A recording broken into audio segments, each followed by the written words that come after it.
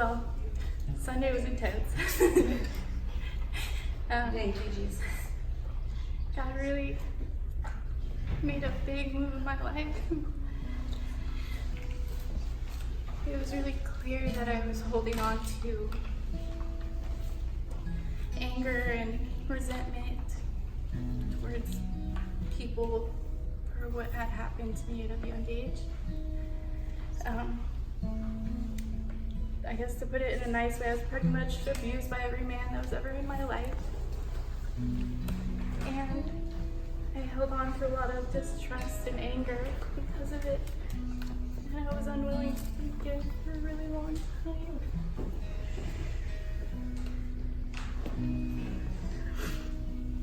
And it led me to believe that almost like every person I saw, I just saw like evil, that they were not good. And it caused a lot of issues in my life.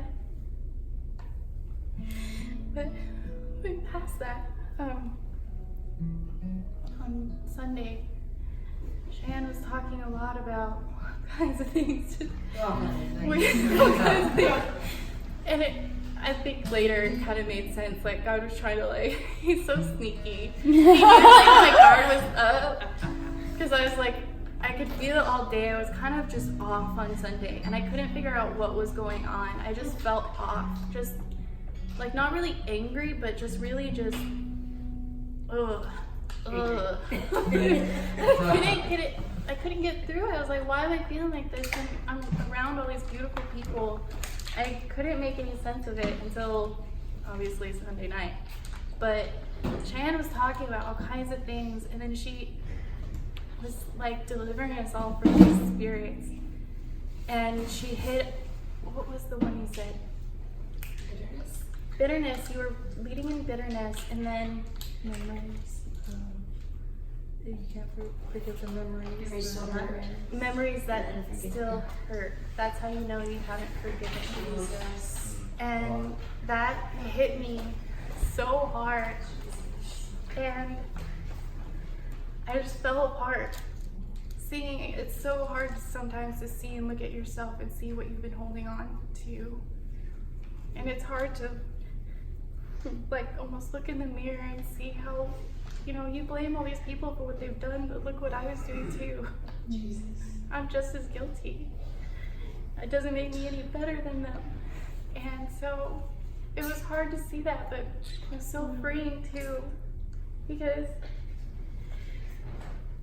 it allowed me to cry and cry and cry.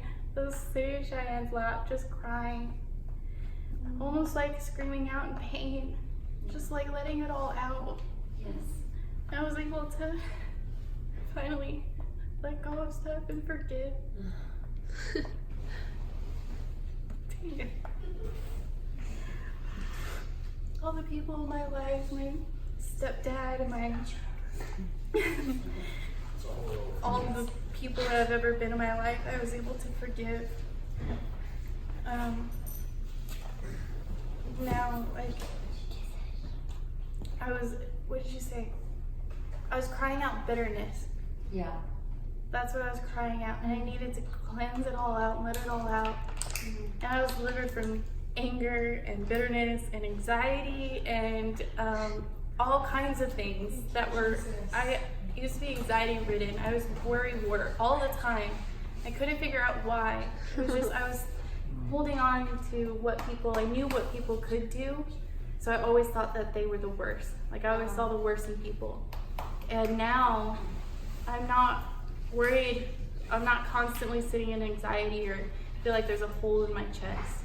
And all of that's great and amazing. But that kind of leads into, I have 3 diseases, fibromyalgia, EDS, and PCOS, all of which cause pain, all of which cause issues with my body.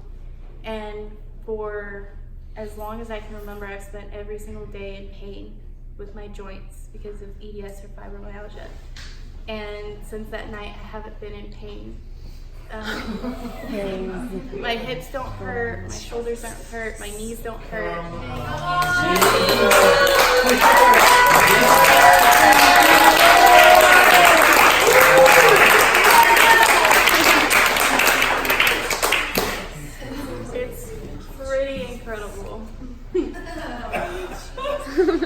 I don't wake up in pain. I haven't been waking up just unable to move. I can move freely. It doesn't hurt.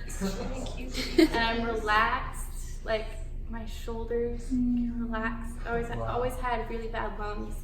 They didn't form right when I was born. And that night I was able to take deep breaths that I haven't been able to in such a long time. And I still can. And it feels good. Thank you, Lord. Yeah, it's incredible.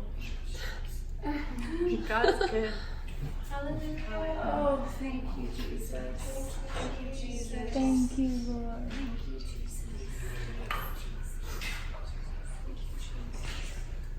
I usually have a hard time going to sleep and falling, like staying asleep. And as soon as we got home, I was out.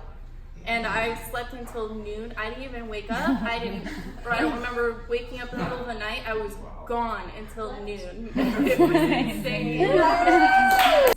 We rejoice. We rejoice in your healing, and like Jesus told the man he was healed, stop sinning.